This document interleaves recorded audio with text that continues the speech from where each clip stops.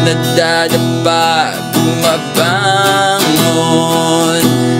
gaya ng puno, hindi pumapalag. Okay, so Nocturnes, ngayon nandito ako sa Alfonso, Tagaytay. Meron kasi kaming binisitang kapamilya sa father side. At andito kami sa kanilang parang compound. Pero ngayon, gusto ko lang naman samantalahin yung pagkakataong mag-vlog ngayon para sa inyo, syempre. Para hindi na rin ako mag-haul sa paggawa ng content. Kasi sa linggong ito, puro Christmas parties na. So, ang gusto kong pag-usapan ngayon, sino ba ang tunay na mayaman? Yung ba yung may pinakamalaking perang nakukuha tuwing sahod? Yun ba yung may pinakamataas na kita sa negosyo? Kung ako tatanong ngayon, sa tingin ko, base sa aking experience, no, yung pinakamayaman, yan yung pinakamagaling humawak ng pera. Kasi sabihin natin, milyon-milyon yung kinikita mo, o libo-libo, pero saan naman napupunta, di ba? Yung pinakamayaman, yung financially independent. Yung kahit sabihin natin 10,000 o 15,000 lang yung kinikita every month, pero nakita mo naman kung saan napupunta. Okay, lagyan natin ng content disclaimer. Mga iba kasi nako-compel na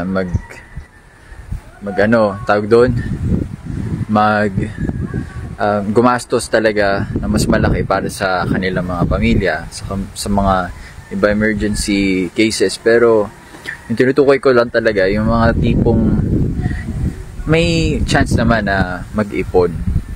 Kaya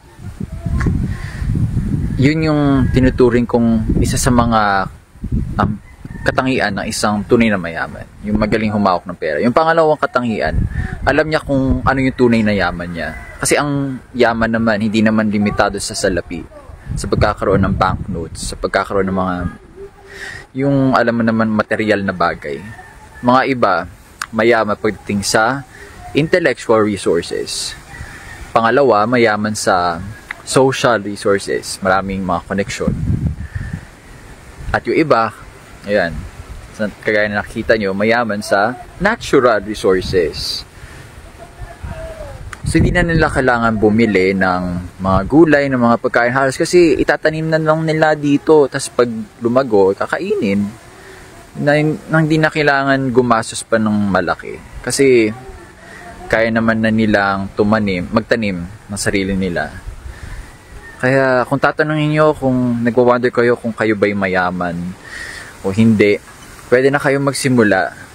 Basta i-maximize lang yung kung anong resources meron ka. Hindi mo kailangan mainggit sa iba. Kasi bawat isa naman sa atin may tinatagong yaman. Kailangan lang may magturo sa'yo o kailangan mo lang matutunan kung paano gamitin ito at hanapin. So yun lang yung Nocturnes. Yun yung content ko for tonight. Though day ako nagko-content ngayon, palagay ko mauudlot yung pag-shooting ko bukas kung bukas pa ako mag-decide pero ngayon na para pag-uwi ko, yan, edit na lang and then upload. So panatilihin ang iyong tikas. Nadadapa, bumabangon, gaya ng puno, hindi pumapalag. Kahit gaano kalakas ang bagyo,